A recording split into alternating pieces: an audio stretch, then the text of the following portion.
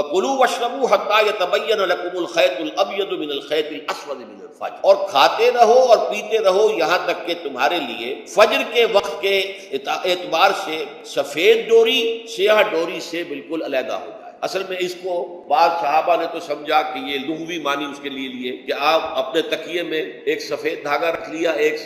کالا رکھ لیا، اور دیکھتے رہتے تھے جب یہ سفید اور کالا علیحدہ علیحدہ نظر آنے لگے تو پھر روزے کا رکھنے کا وقت شروع ہو چکا اور اب کھانا پینا بند کر۔ فرمایا گیا یہ مراد نہیں، یہ جب پاؤں پھٹتی ہے تو اس کے اندر ایک سفید سی لکیر جو ہے افق کے اوپر آتی، یہ ہے مراد کہ وہ جو سفید لکیر ہے وہ ظاہر ہو جائے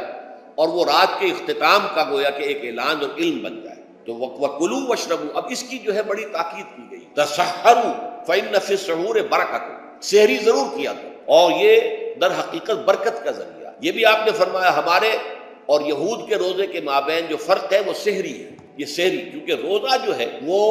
فجر سے لے کر اور غروب آفتاب تک ہے، طلوع آفتاب سے نہیں، فجر سے، جبکہ وہ سفیدہ سحر جس کو ہم کہتے ہیں نمودار ہو جائے، طلوع آفتاب کو ابھی 1.5 گھنٹے بعد ہوگا کہیں جانا، لیکن اس وقت جو ہے روزہ شروع، غروب آفتاب پر ختم۔ اس حوالے سے اس سے پہلے کھانا پینا، اور اس میں بھی فرمایا گیا کہ بعض لوگ بہت زیادہ احتیاط کرتے ہیں، وہ صحیح نہیں ہے، اس لیے کہ فجر کے لیے اذان جب دیتے تھے تو اس میں بعض حضرات ذرا جلدی کرتے تھے، حضور نے فرمایا کہ نہیں دیکھو یہ ذرا جلدی کر دیتے ہیں، اگر تم میں سے کسی کے ہاتھ میں پیالہ ہے ابھی وہ کچھ کھا رہا ہے اذان ہو گئی ہے تو وہ اپنا پیالہ پورا کر لے، اس میں بھی تشدد کی ضرورت نہیں، جیسے کہ اس سے پہلے ہم پڑھ چکے یسروا ولا تعسروا یرید اللہ بکم اليسر ولا یرید بکم العسر، اللہ تمہارے ساتھ آسانی چاہتا ہے، سختی نہیں چاہتا۔ تو اسی طرح فرمایا وَكُلُوا وَاشْرَبُوا حَتَّى يَتَبَيَّنَ لَكُمُ الْخَيْطُ الْأَبْيَضُ مِنَ الْخَيْطِ الْأَسْوَدِ مِنَ الْفَجْرِ۔